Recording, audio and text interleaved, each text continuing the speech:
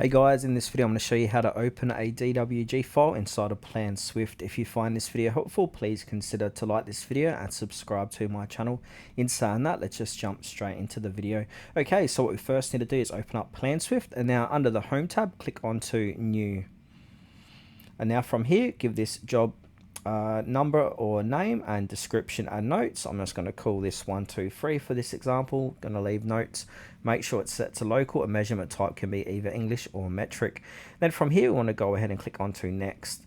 Then it will say select image files for the digital plans that you want on this job. So we need to go ahead and browse for that DWG file. So click on browse and find that DWG file. So I've got mine in my downloads. So if I go ahead and find my downloads inside my computer, here it is here. So I'm going to click on OK. Then from here, I'm going to go ahead and find that DWG folder. So just let me go ahead and search it. Alright, so I've changed the location because I had too much stuff in there. So I'll put it in my desktop. So here it is here, house3.dwg. So I'm going to go ahead and click on next. Then click on next again.